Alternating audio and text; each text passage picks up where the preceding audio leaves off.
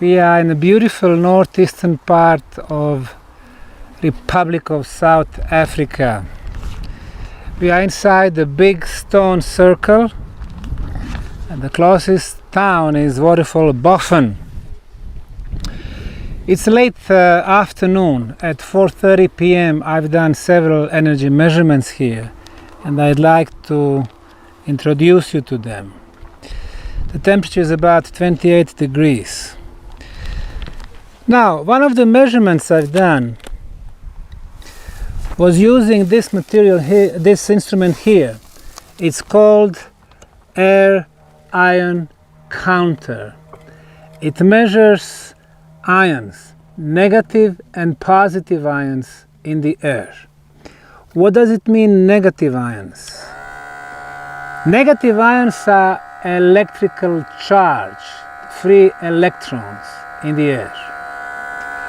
If there are some free electrons, that's good, because negative ions, they connect with the dust, they connect with the pollen, and they go on the ground, so they clear the atmosphere. So more negative ions, better for us. Not only that they clear the atmosphere, they also help us to clear the body from viruses, bacteria, and they increase the level of oxygen in our body. In our contaminated cities, the concentration is about 150 to 200 negative ions per cubic centimeter. In our homes, it is about 25 to 50 negative ions per cubic centimeter. However, the positive ions, which are not good for us, and they've been generated by all kinds of equipment, machines, like microwaves, TVs, laptops, computers, mobile phones, and so on. They produce positive ions. That's why we feel sleepy and tired when we are surrounded with a lot of equipment. So the idea is to keep the positive ions low and to have more negative than positive.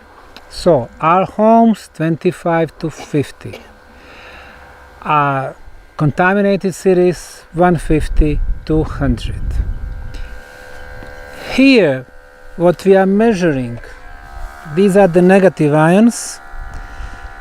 It's about 360, 510, 420.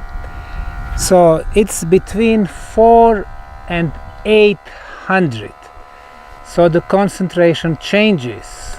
If I'm close to it, it means that negative ions connect with my body, clearing the body, and their level decrease.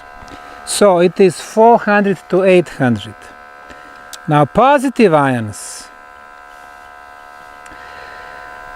let's wait till it calibrates. Right now it shows 1,000, 800, 700, 600, 500, 400, 500, 600, 700, 8, 7, 6, 5. So it drops down to 400. So it's about from 400 to 600, 700. So it's pretty much the same level of positive and negative. Now 600, it's a good level. However, if we go higher in, let's say, pine tree forests, it goes to 800, 900, 950. Positive ions. Negative. Positives are very close, maybe 100 or 200 less. The largest I measured in nature was a lake in Slovenia. It's called Crkniško jezero. It was 5,000. And the largest I measured ever, anywhere, the Bosnian Pyramid tunnels. The concentrations are from 20,000 to 60,000. These are the concentrations we can measure all year long. And the highest, really, the maximum, about 100,000. 100,000 is what we have near some waterfalls, like between US and Canada, the largest waterfall in the world. It's also close to 100,000. So extremely beneficial. So here the values about 600, they are good.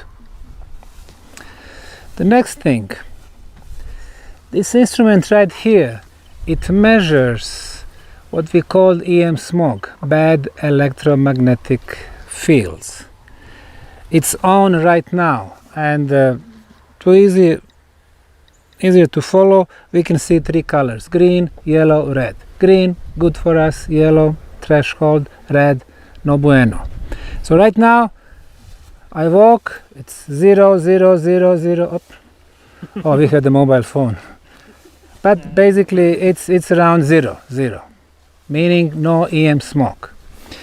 And talking about the mobile phones, I have the cell phone here. So we go to settings, connections, Wi-Fi on, scanning for Wi-Fi network. So it's not on the Wi-Fi, it's just scanning. So, you know, it's sending the scans out. And look what happened. You see? Red. Just for scanning. And we are not on the Wi-Fi. And much worse, imagine it can be worse, is when we talk.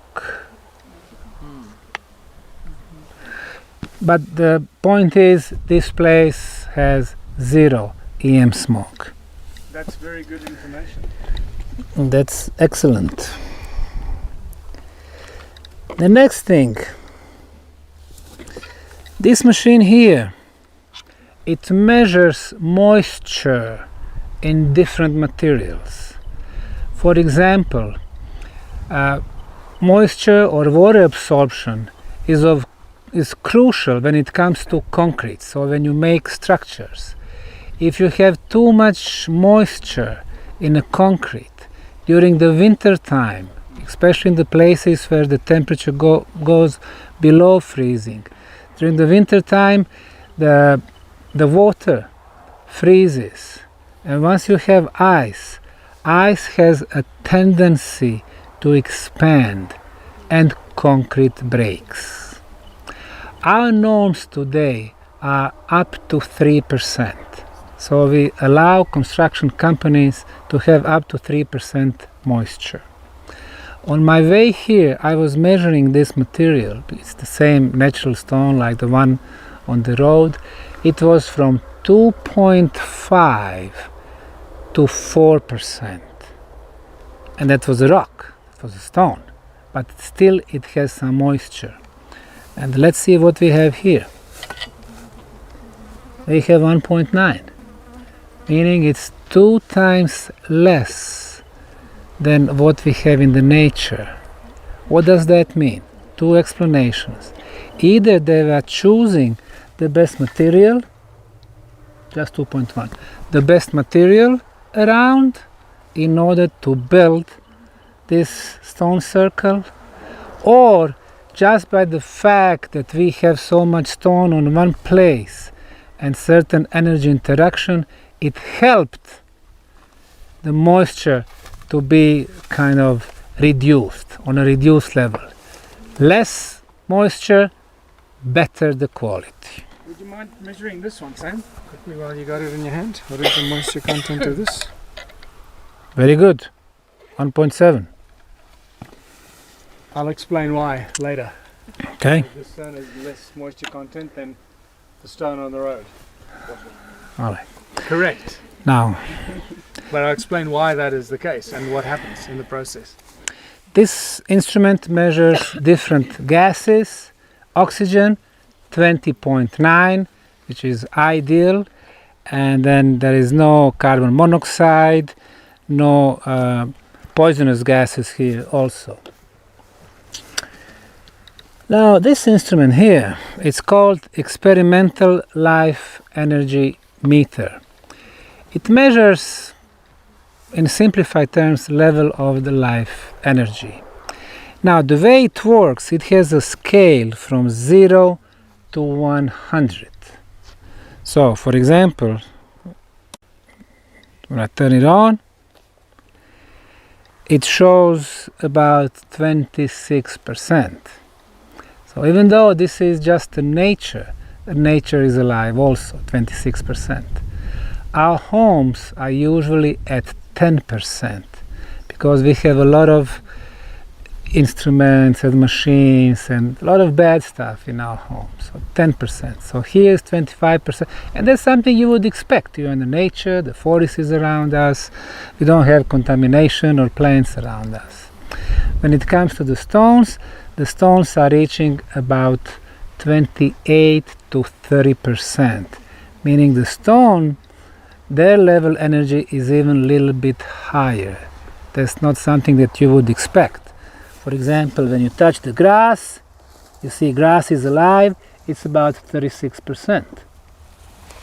The humans, put your hands on this blue square, just 3 fingers like this.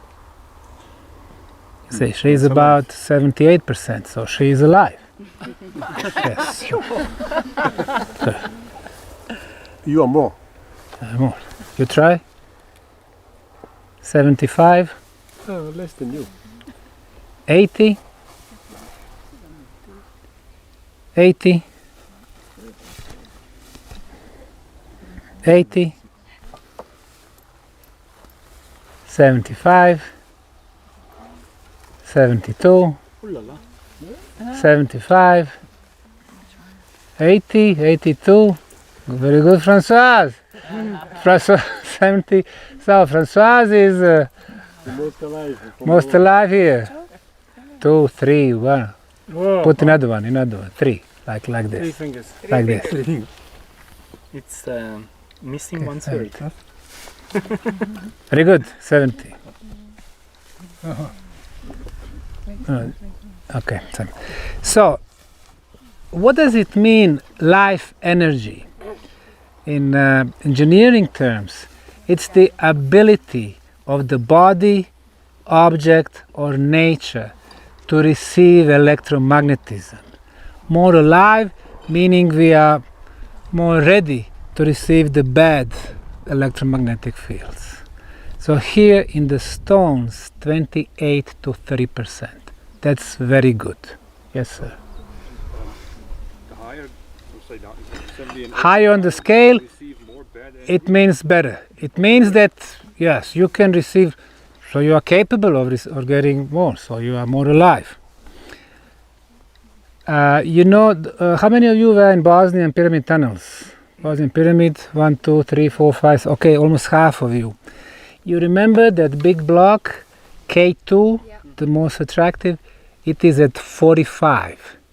Some people who were coming there, they were at 50%. And K2, 45. That ceramic block is alive. And now we have the proof. Okay, let's go through other measurements. Okay, moisture. Magnetic field. Magnetic field, last year I had interesting anomaly. When I was coming here, magnetic field was almost about 70 microtesla, 70. But the moment I got inside the circle, it dropped to about 25. And right now, it's from 21 to 30 microtesla. So the average strength is about 21. And it's rather good. It's rather good. I mean, it would be even better if it is 25 and higher. But this is a rather good value. And then when it comes to the ultrasound is something that we cannot hear. We hear from 10 Hertz to 20 kilohertz. Everything above 20 kilohertz is called the ultrasound. The values we have here are from 19 to 21 kilohertz, meaning it is at the threshold. But since I was measuring for about 5 minutes, during those 5 minutes I had 3 spikes, and they were from 28 to 32 kilohertz, and I cannot identify the origin of those spikes. So it's something like happens, 70 seconds nothing, and then something happens again. Ultrasound. For me, it requires more measurement and to stay here for a couple of hours, let the machine record everything and see if it is something that is on a regular basis. Then infrasound is something that also we cannot hear. It's below 10 hertz. But what we did, threshold, we set here at about 20 hertz, because we are saying sound we can hear 10, but we cannot hear 10 hertz. We cannot hear even 20 hertz. We can hear probably from 40, 50 hertz. We cannot hear 20 kilohertz. We can hear maybe 15 or 20 kilohertz. So, and as you are getting older, this range is getting smaller and smaller. Now, in the area of infrasound, we had very strong signal at strong signal at 25 hertz. Something I cannot hear. Most of us cannot hear, but something is happening here below us. And like I said, ultrasound or 70-second spikes, they are very interesting. But in general, the place is almost dormant. It's not working fully, but it's, something is happening. I use also special camera developed by our late friend Dr. Harry Oldfield. Harry Oldfield in 1990s developed so-called Pip camera. With Pip camera, he was able to film bioenergy fields, as he called them, which are not visible to the naked human eye. And 5 years back, he upgraded that system with a new one called New Energy Vision. New Energy Vision, which I have in my hands. And okay, I'll try to activate it. The interesting thing about this camera, it shows levels of intelligence. You can you can take pictures of someone, it tells you how intelligent that person is. Oh, amazing. We're going to do that test tomorrow. Yeah, I was going to ask you, is there some test on the planning?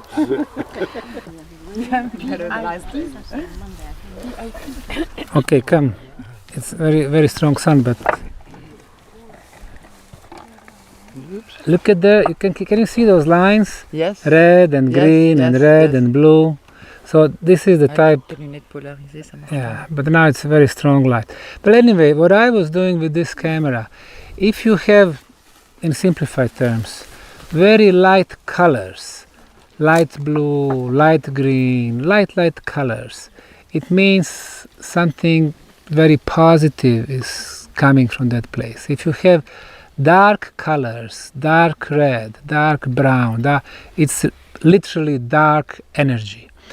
Well, I was checking all these walls and noticed only the light green colors, meaning the structure was devoted to something positive. Some light energy processes here are happening. If this structure had orientation, it would be rather logical that the entrance is there. However, when you go there, you will notice that this was not an entrance, because on the ground and a little bit underground, you will see more plates, meaning these are like foundation plates, meaning that this was closed. Everything was closed. So this circle originally did not have doors or windows or any other openings, which does not make sense for us. It does not match our concept. What we do, we buy blocks and then we build homes with doors and windows and roofs. This is something different. It was not very practical to have something which is completely enclosed. So this is the outer structure. Now we are coming to also a very interesting part, especially for me. What we have here, we can call one, damaged stone circle. These walls, without the binding material, The usual terms in archaeology is drywalls. Drywalls, very compact, but no binding material, no cement, no binder. As a matter of fact, what they used as a binder, you see how they have different size plates? In the middle, they were placing the smaller stones. You see them here? You see them there? And really, they acted as a binder because they were filling the voids, they were filling the empty places between larger plates. So they were acting as a binder. So this is the technology that has been used for thousands of years. For example, on Adriatic coasts, in Italy, in Greece, the whole Mediterranean basin, for 3,000, 4,000, 5,000 years. Now, I've done the measurement this time rather precise of this circle. This circle, the circumference is 149 meters, almost 150 meters. Wow, it's more than I thought. That's the outer structure. When we think about the original height, if you see that section over there, look at that section, look at that section, and especially over there. The average height is 2 meters and 45 centimeters, almost 2.5 meters. And average thickness is 0.9 meters. So it's between 85 centimeters on some places, with some of the plates, sticking out almost 1 meter. Interestingly enough, there's the same thickness of the stone walls in another culture in America called Anasazis. In the place called Chaco Canyon, they had 13, apartment complexes, as I call them. The most beautiful one in Chaco Canyon was Pueblo Bonito. The thickness of their walls and the same type of the structure, 1 meter, 90 centimeters to 1 meter. So this is the thickness. In order to calculate the mass of the outer walls, follow me, 149 meters times 2 meters 45 height times 0.9 thickness times specific weight of this material, which is about 2.5. So we have 328 cubic meters times 2.5 is 821 tons. 821 tons. But you have to take away some porosity, right? Because not just a block. Some, yes. Some, but they are very compact. Take a look. Very compact, right? But probably 10%, I agree. So, more than 800 tons, it is like you would need to bring 40 big 20-ton trucks to dump it here. That's the outer structure. The inner structure, I calculated the length. The inner structure, 230 meters. Now, the height is less. Like behind Dirk, you see the height there. When you add what is a little bit below the ground is about 1 meter 80. 1 meter 80. So 230 times 1 meter 80 times about 80 centimeters, 330 cubic meters times 2.5, 828. So total is about 1,650 tons. What amazes me though is even though the length of the outer and inner structure is different, the mass of material, how much material they use outside, matches the mass of the material in inner structure. So both of them are about 825 tons. Now this is the completely new information on stone circles. The next thing, we can see that they use those plates to build those dry walls. Now the plates are all different dimensions. all different thicknesses. As far as thicknesses, it goes anywhere from 2 centimeters to 15 centimeters thick. Majority of the plates are, when it comes to the mass, between 2 kilos and 30 kilos. Of course, we need to add the smaller rocks which they use as the binder. Now, I was calculated also how many individual plates they had to bring here. First, of course, they needed to make them, wherever they were making them. Of course, the process, since you are not making the same size, was much quicker. Basically, you hit it, and especially, in sedimentary rocks, you got those different layers, so you can get relatively flat plates. But it was not really so simple because of the quantity. So it's about 280 plates. 280 plates on a height of 245. So 1 meter, 245, we have 280 plates. 280 plates, 1 meter in length, times, we had 149 outer, but inner is 328. But when you get the average as far as the height, the total is 84,000 plates. 84,000 plates. That was a big job just for one stone circle.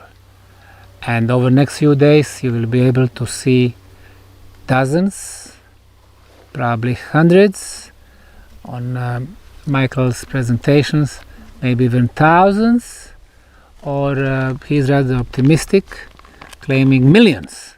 But in any case, you're talking about a huge construction effort. We can also see 15 piles. Sarah is laying on one of them. 15 piles, of course they came later. As the structure has been here for a very long time, the weather, the people, tectonic movements, earthquakes were damaging parts of the stone, so people were, getting them together. On some places, probably they did make even little smaller structures, little chambers, so they can be there. So of course, what we had originally and what we had today does not match, of course, completely. Now that's about the measurements that I've done today. This structure really raises so many questions. If we follow the conventional science, which claims that the Sun people, or the Bushmen, as Europeans call them, were the only community, society here, I wouldn't call them civilization. The question is, why would somebody go through so much trouble to make this enclosure, this circle, with no openings, with no practical use, with these irregular, let's call them again circles or dry walls? It simply defies anything that's coming from our concept of people of 21st century. And the scale that they were using, half of Africa, especially South Africa, Zimbabwe, Mozambique, the scale is so large that it requires so many people. Now, have in mind that this is not a megalithic structure. Megalith, big stone, megalith goes from 1 ton up. Here we have, 2 kilos or 5 kilos, or this one is 35 kilos. They're not huge. But the amount of time, here you could not really apply technology. Here you cannot use, sound or frequency to move to. This is, for me, rather obviously labor very intensive. So it requires either many people or some type of technology. But then again, why? Why would somebody most probably force a lot of people to do that? It requires the answer. Thank you very much. Yeah. Thank you for that.